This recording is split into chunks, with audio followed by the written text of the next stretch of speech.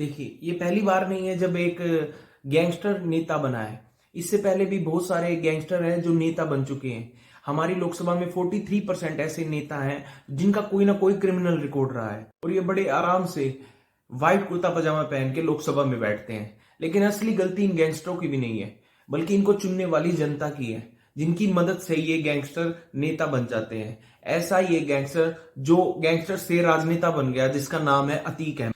शायद आपने अतीक अहमद का नाम न्यूज चैनलों में सुन लिया होगा, लेकिन इसके बैकग्राउंड के बारे में बहुत कम लोग जानते हैं।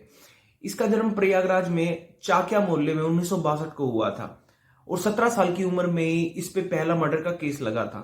वहीं से इसने अपराध की दुनिया में अपना कदम रखा था और उसके बाद एक के बाद एक बड़े अपराध इसने किए। लेकिन इसका आपराधिक दायरा सिर्फ यूपी में नहीं है, बल्कि यूपी के बाहर भी काफी राज्यों में इसका दबदबा था। साल 1989 में इसने पश्चिमी प्रयागराज से विधानसभा सीट के लिए अपना नामांकन दाखिल किया था और जीत भी हासिल की थी। यहीं से इसने 5 बार अपना विधायक ये चुनकर आया था। लगभग 5 बार ये इसी सीट पर विधायक बना था। साल 1999 में इसने फिर से सपा पार्टी को छोड़ दिया और सोहनलाल की पार्टी को ज्वाइन कर लिया और वहां पे चुनाव लड़ा, लेकिन प्रतापगढ़ से चुनाव लड़ा, लेकिन वहां पे इसको जीत हासिल नहीं हुई। वहां पे इसकी बुरी तरीके से हार हो।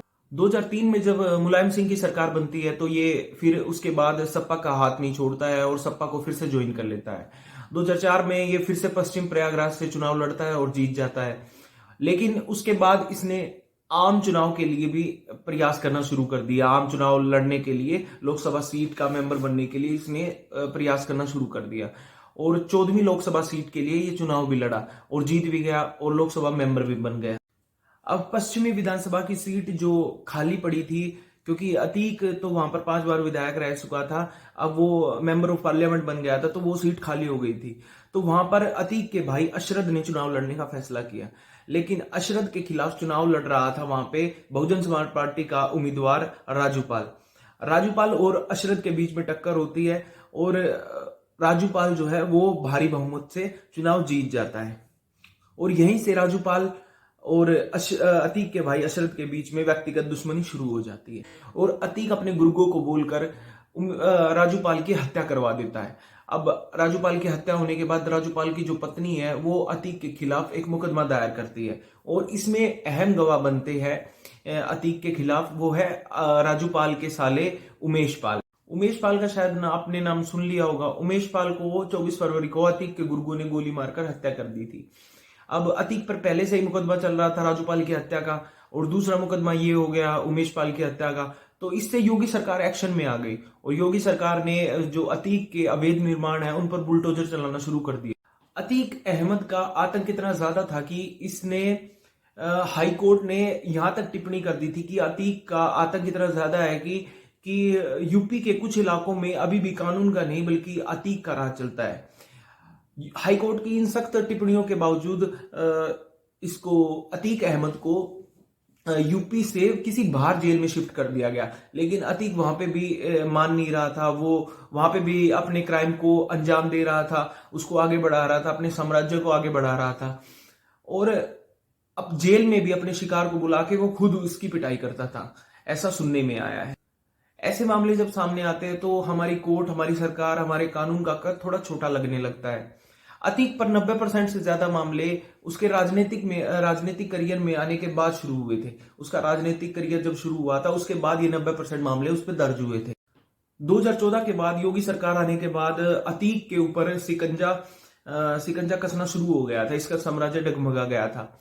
लेकिन सवाल ये बनता है कि आखिर ये गुंडे आखिर ये इतने बड़े कैसे बन जाते हैं, इतना बड़ा इनका साम्राज्य कैसे बन जाता है। इनको सरकार सपोर्ट करती है। अगर आज से पहले कोई दूसरी सरकार, मायावती की, मुलायम सिंह की, सपा, बसपा या जो भी पार्टियां हैं, ये इसको सपोर्ट ना करती तो ये इतना बड़ा नहीं बनता, क्योंकि राजनीतिक पार्टियां सिर्फ अपना फायदा लेना चाहती हैं और अपने फायदे के लिए ये जनता का भी नुकसान कर दे, इनको कोई फर्क नहीं पड़ता। आज से लगभग 2 महीने पहले मायावती ने प्रयागराज सीट से अतीक की पत्नी को मेयर के लिए चुना है। हालांकि अतीक की पत्नी का कहना है कि अतीक पर लगाए गए इल्जाम सारे झूठे हैं, सियासी कारणों की वजह से अतीक का एनकाउंटर हुआ है, जानबूझकर उनका एनकाउंटर किया गया है अतीक के बेटे के एनकाउंटर के 12 घंटे के अंदर अंदर अतीक का भी एनकाउंटर हो गया। जब अतीक और उसके भाई को पुलिस मेडिकल जांच के लिए लेके जा रही थी तो 4 अज्ञात युवकों ने कनपट्टी में गोली मारकर अतीक और उसके भाई की हत्या कर दी और इस तरह से अतीक के आतंक का अंत हो जाता है। लेकिन मेरा सवाल ये है कि आखिर एक गुंडा जो जिसके पिताजी कभी तांगा चलाया करते थे, वो इतना बड़ा कैसे बन गया?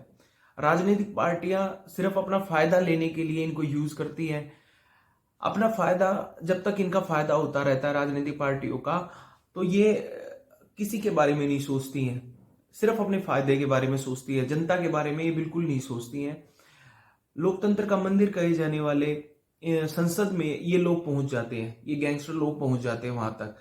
अब ये कैसे पहुंचते हैं? इनको पार्टियां सपोर्ट करते हैं, तभी तो ये वहां तक पहुंच जाते हैं।